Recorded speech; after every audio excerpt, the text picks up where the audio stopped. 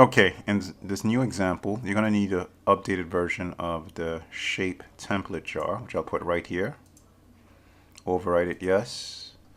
I'll right click here and hit refresh. Let's look at the reference library. I should see a DAO, which stands for Data Access Object, and this iQuery class. If you see that, you have the latest version of the jar. We won't use this right now, but we'll be using it in the future. Now, my goal is that I want this to connect to that spreadsheet that I mentioned here before, this spreadsheet. So we're going to need some jars to do that. Now, what I want to do is, in order to make our lives easier, I want to use a product called Maven, and that's going to allow us to download the right jars without us going crazy looking for them. So think of it as a jar manager, you know. And remember, jars are Java archive files that basically someone else made it or another company made it, and you can use their code. And in our case, we're going to use their code to read Excel files, because I don't want to create that from scratch, and I'm sure you don't. So this is what we're going to do. We're going to go to our library here. Make sure you clicked on that. It's focused on that.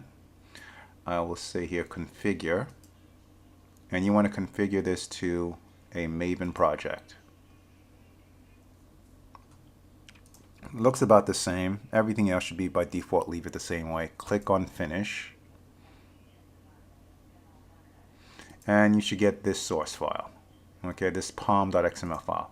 This file is important because this helps manage the stuff that you will download, the jars that you'll download. So for example, I will apply this for you on the shared folder. I'm going to open up this file in the background so I can show it to you. Give me a few seconds, it's opening it. This file I will supply to you. Now by me putting these two files, let me see, fonts. By me putting these two files in this pom.xml file, it will download the folders download the jars that I need. So I will copy this, put it right under version. Let's do Control V. Now, it hasn't done anything yet. Notice the star I haven't saved. Once I save, I want you to notice this Maven dependency came down, and all of these jar files that are dependent to the project are now available to us. In the past, we had to go look for these jars maybe individually, or sometimes they're grouped together. But by doing it with Maven, they come automatically with you, and it's done in one shot. So I love Maven for that reason. So this is the first step to set up the project so it can read an XML file.